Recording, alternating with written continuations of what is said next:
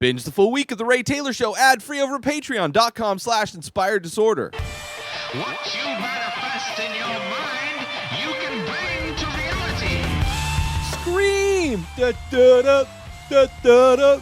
Let the boys be boys. Scream! I don't even know if that's the lyrics to that song, but it is the movie that I'm talking about in this episode. I'm talking about the movie Scream. It's a movie that came out when I was in high school that blew the doors off my reality as far as horror movies. This came out in 1996. It probably came out in like Halloween time, so that's probably like my junior year, I think, of high school when that came out. It's directed by Wes Craven, the man that brought us A Nightmare on Elm Street trilogy film franchise, Freddy Krueger, a.k.a. At some point, I need to go down a rabbit hole of watching his movies. But Scream was amazing. It was a movie that was a phenomenon when I was a kid. Everybody loved it. I loved it. Got the VHS, watched the VHS. I'm going to be reviewing every single Scream movie. There is a new one that's coming out at some point, and I will review that when that comes out.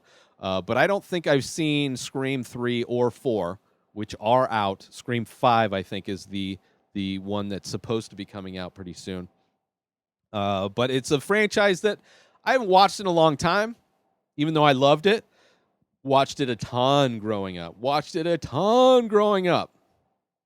And it was fun to go back and revisit it. And it's interesting, especially the amount of a phenomenon it was at the time, how it was parodied, especially Scary Movie. The parody of Scary Movie really kind of damaged this movie in some ways, because they do comment on a few kind of funny things that are in this movie. But I didn't have a problem with that distracting me in any way. I really enjoyed it. But it was interesting going back and watching this movie that started horror movies with the bait and switch lead character.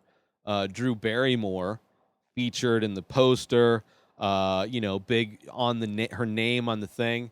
And she's the first one to die. It's like Samuel L. Jackson in Deep Blue Sea. It happens a lot in horror movie, or just lower budget movies, I guess. Not that Scream was lower budget, but horror, like genre films, I guess, use a big star as the bait to get people in, but then kill them off. It was a big thing for this one. This was I don't know if anybody had done it. I'm sure there had to have been. There has to be some like old Gene Kelly movie.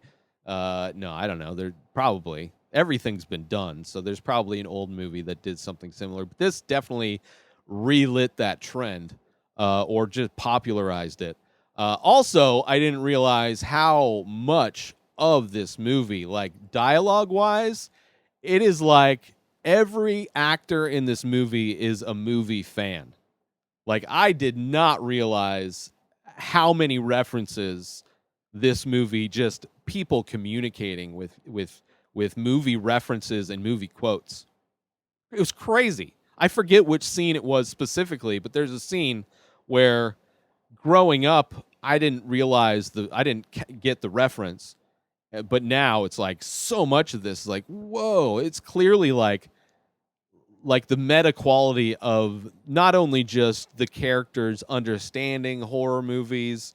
You have Randy, who's a movie nerd and is constantly breaking down the rules and structures of horror films to great effect. I mean, all of the characters in this movie are so much fun. You have, what's his face? Where is he at? There he is. Matthew Lillard being the Matthew Lillardist. You have Skeet Ulrich, who's the most broody teen. Just like two great kind of guys to end up being spoilers for those that haven't seen Scream, being the villains in this movie. which I think that was something new as well, that there were multiple, aside from like that one, the Oriental train movie, the Orient. I forget what the title of that movie, but it's like a whodunit thing where there's multiple killers. I don't want to spoil that. The remake was horrible, the newest version of that. But anyway, Nev Campbell. We're giving Nev Campbell. You got Courtney Cox from Friends as Gail Weathers, the reporter. So good. Who's Billy again? What's his name? Jamie Kennedy plays the best like movie nerd guy. Like all these characters, they're very, very like fun, I think. Like Matthew Lillard has a very specific flavor to him. Then you got the broody guy with Skeet Ulrich. You got the nerdy, kind of annoying, almost, on the verge of writing that line of annoyingness. You have the just dorkiness of Dewey Cox. I mean, Deputy Dewey. Is his last name Cox? I don't know. Maybe that's just what they call him because he married Courtney Cox, Dewey Cox. Or maybe that's a character from another show. But David Arquette's great. Playing a 25-year-old. I don't know how old he was, but like hearing that, as somebody who watched this movie a lot when he was a teenager, now being 40 years old, watching this movie and hearing Deputy Dewey saying that he's 25 years old. What? Oh, I feel old. I had a huge crush on Nev Campbell. I don't know, man. It's also a movie that it's like early internet, early cell phones, which is interesting, right? How that changed. It's also a movie that features the most ever expanding stovetop popcorn maker that was parodied in, which, knowing the parody from Scary Movie and then seeing the original, it is ridiculous how much time goes by. I mean, if you've ever made popcorn, even in a microwave, burnt popcorn is not cool and burns. Like that is, I don't know how that kept going, that popcorn thing, and kept growing. But yeah, it's great. You also have the killers like playing a game, a movie trivia game with their victims, which felt a lot like Saw. Like, I mean, Saw came out way after this, but very similar, like, villain attributes, Saw and this movie and Scream. Like the killers wanting to play with their prey a little bit before they attack. Make them feel like they can earn their way out. When it doesn't matter, man. It's too late. If they're calling, they're already in the house or on the back patio killing your boyfriend. The Scream mask was a phenomenon. I almost bought a Scream mask watching this movie. Halloween is coming up. That's why I'm doing these reviews. That's why every Friday will be another installment in the Scream franchise. I'll be reviewing a new movie because it's October. On Saturdays, I'm doing the classics, and then I'm trying to do a lot of themed top fives in that same vein. But yeah, almost bought a Scream mask because that wasn't a thing before this movie. This movie portrays that mask in the reality of this movie that's just was a popular mask that anybody can buy anywhere. But yeah, it's great. It's so good. I mean, it's not, the mask is basic. It's like this ghoulish stretch-faced mask thing. But yeah, it took off. It just kind of, which was scary. It's when you're a teenager after seeing this movie. This was like, when this movie came out, by the way, there were no school shootings yet. This was like 4 years. This was 96, right? So 3 years. I think Columbine was 99, if I'm not mistaken. No, yes, 99. Yeah, so 3 years before the first mass shooting in a school. And it's like this movie takes place in a school. Henry Winkler is scary. He plays the principal. There's a scene after the first murder that happens, and like these two dudes wanted to scare their fellow students by wearing that scream mask and running through the school terrorizing people. And Henry Winkler, with the scissors, the sound, the audio in this is great, right? Whoever mixed the sound, because like hearing like metal on fabric scrape across as he's in the like like when he swings it around, you hear the swing kind of metal cutting through air sound. Super creepy. Like I'm sure this movie, in some ways, in that moment, is trying to make you think Henry Winkler is the killer, because we don't know. A little over 4 years ago, I started The Many Faces. It's an ongoing series of abstract ink portraits. Each piece is improvised. Each piece is released daily. Start collecting now. Head on over to inspireddisorder.com/TMF. That stands for The Many Faces. And save yourself 25% when you use coupon code RTS. That stands for The Ray Taylor Show, because that's what you're listening to, and I love you. So I want you to save 25% when you use that coupon code. Head on over to inspireddisorder.com/TMF and use coupon code RTS to save 25% when you start collecting one of over 1,600 original ink paintings. By myself, I made them. Support me. I love you. Back to the show.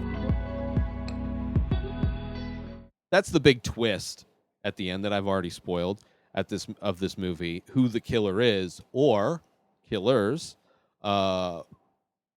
which adds to how somebody could be in two places at once, because her boyfriend is suspected to be the killer at first. So the main character, Neve Campbell, Sydney, her mom, a year prior to the events of this movie, died. She was raped and killed. And the suspected killer that Sydney fingered, she bent him over and put her... No. She testified against, claiming that he had done it. She had seen him. Based on her testimony, he is in jail. But now these murders are starting to happen that are some reason it's just on the anniversary of her mom's death. And then it's like teenagers being brutally murdered. Drew Barrymore and her boyfriend were the first ones. Well, not Drew Barrymore. That wasn't her name, but, you know. And then it's just like these kids hanging out while people are dying. And the cool part of this is that the female characters fight. Like they are, like this movie really shows, I mean, I know the trope of horror films of the final girl, where there's a girl that survives, everybody else dies, but this final girl, and virginity, which this movie goes into as well. But yeah, the women in this film like have moments of victory in their fight against these masked killers. And usually they end up losing. Like the girl in the garage during they're having a horror movie party. Like they get out, school got suspended, so they're having a party where they get together and watch horror movies, which I never did. I definitely got together with my friend, and we would have horror movie nights. And I'm sure if we had other friends, it would be a group, but it wouldn't be a house party, a horror movie themed house party, which would have been fun to go to, I guess. But there's the girl in the garage going to get the beers, and she fights him off. But then trying to crawl through the doggy door, just the mammary glands don't help when trying to crawl through tight spaces necessarily. They can act as kind of a barb kind of trapping you in when going one direction. They slide right in going through that one direction, but trying to pull them back out. You're just going to get wound up in the strongest garage door ever. But the women have moments of, like, even Sydney, she fights off the guy multiple times. Even the end of this movie is, Gale Weathers being victorious, redeeming herself. Which, by the way, what is a reporter doing at a high school party? Especially a party where it's like Sydney has beef with Gale Weathers because of the book that she wrote, because Gale doesn't think the guy who got blamed for Sydney's mom's rape and murder is the right guy. So there is kind of redemption in that as well, which I guess makes her a better character than she appears, because Gale Weathers is kind of a horrible person to be confronting Sydney in the anniversary of her mom's death. Asking her, it's just, she gets knocked out at one point, and you're happy that Gale Weathers gets knocked out. But then, through the events of this film, you realize that Gale Weathers was right. There's a scene where Sydney and her boyfriend, Billy, played by Skeet Ulrich, he sneaks into her bedroom, and he describes, most people would describe their relationships generally in, like, baseball terms. But as this movie goes, he describes it in movie rating terms, that he'd like to go from PG-13 to R, and he feels like it's more edited for TV, which is, that's a creative way to describe a relationship. I appreciated that quite a bit. I just enjoyed, as a movie fan, watching this and every character kind of speaking like in movie references, but then also being good enough writing to where if you don't get the references, you're not lost in this movie at all. So great. Where are we at? We got Henry Winkler, crazy. Early internet. There's like a scene where she calls 911 through her computer. I don't think you could do that back then on the computer. Like, the internet was pretty early. And she was just, it was like some, I don't know, that sometimes computer stuff in movies is not right, and it bugs me. Billy, obviously suspect. The video store scene felt like, I used to work at a Blockbuster. So, like, first off, how busy that Blockbuster was crazy. I guess I remember nights where it definitely got busy like that. But everybody was, like, renting horror movies because they got let out of school from this thing. Somebody's parents go out of town? Whose parents go out of town? Like, somebody in this small town gets murdered. It's such a big crisis in the town that they shut the school down. And that's when the parents are like, well, we were planning on going out of town, so we don't want to cancel our plans. So you kids just hang out, even though kids are dying. Let's see, video store. The part of it, like the description or the potential reason why there would be murders is the fear of the millennium, because this was 96, and even leading up to that, there was a lot of like this millennium fear that kind of drifted through a lot of movies in this time through 1999. The Y2K craziness, like, people thought shit would happen, similar to like 2012 when they thought the Mayan calendar ends and we're going to go to a whatever place. But yeah, that was a weird, the millennium fear was kind of a weird theme to kind of show up in this movie. Yeah, powerful women. Why was the reporter at the party? I thought the acting was pretty great, actually, from all of them. I really enjoyed it. Like, say what you want about Matthew Lillard, I enjoy that guy. SLC Punk is a great movie. I do enjoy whenever he's in a movie. He has a very, especially when he's like his This was like, if he was going to get an award, it would be for this role. This is the role. It's great. Like when he's dying, and he's like, bummed that Billy like cut him in the wrong spot. It's so good. It's so good.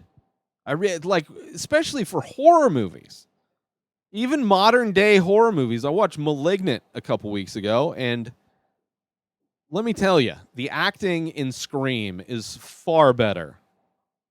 And this is like a teen horror movie, but it's great. I thought everybody brought it. Let's see, where else? Women, power, great acting, horror, the rules of horror, which is funny. The behind you scene, where he's yelling at the screen and the killer is right behind him. Just a lot of like fun layers to this movie. Because it's a horror movie, but if you know movies, like this film can entertain no matter how much experience you have watching movies. Because when I first watched this movie, I didn't know all the movies, and I still don't know all the movies, but I've definitely watched enough of them to realize that the janitor at the school was wearing a Freddy Krueger outfit. Like, I never would have gotten that when I watched it the first time, but watching it this time, Henry Winkler poking his head out of the door, and the janitor's mopping up wearing the Freddy Krueger hat and the striped, I don't know, blue, was that blue and red sweater, black and red? Colorblind people, forgive me. But yeah, it adds a lot more to it when you do get those references, which I appreciate so much. I'm excited to see the other movies. I know they get worse. It's a horror movie. Even in this movie, he talks shit about a Nightmare on Elm Street franchise.